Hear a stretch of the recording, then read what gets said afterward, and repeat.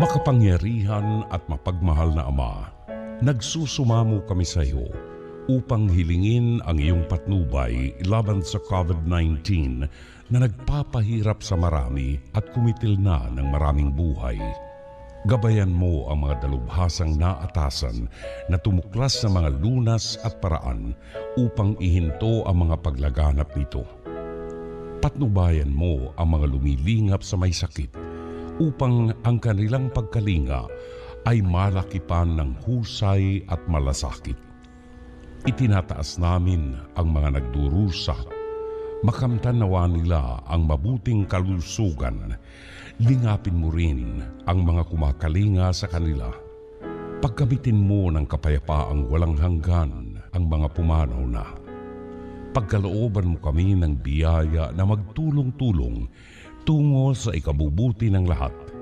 Pukawin sa amin ang pagmamalasakit sa mga nangangailangan. Nagsusumamo kami na iyong ihinto na ang paglaganap ng virus at ipagadya kami sa lahat ng mga takot.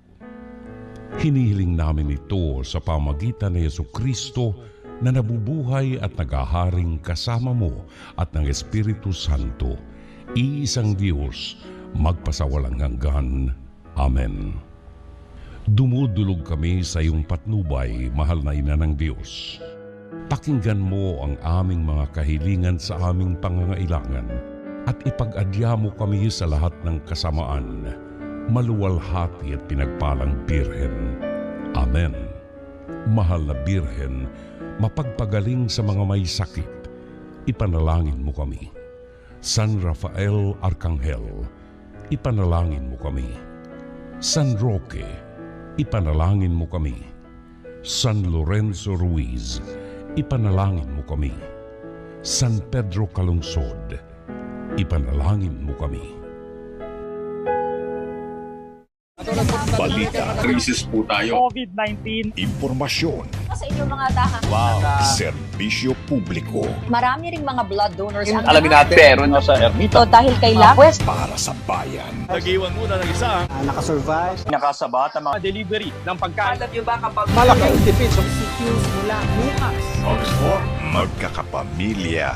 Maglilingkod sa isa't isa. Ito po ang Teleradyo. Ang susunod de programa ay rated PG, patnubay at gabay makula ay kalon semana bottom 100 odd. Ang mga opinyon at pananaw sa programang ito ay sa mga host at mga panauhin lamang. Hindi ito opinyon at pananaw ng himpilan at ng pamunuan ng network.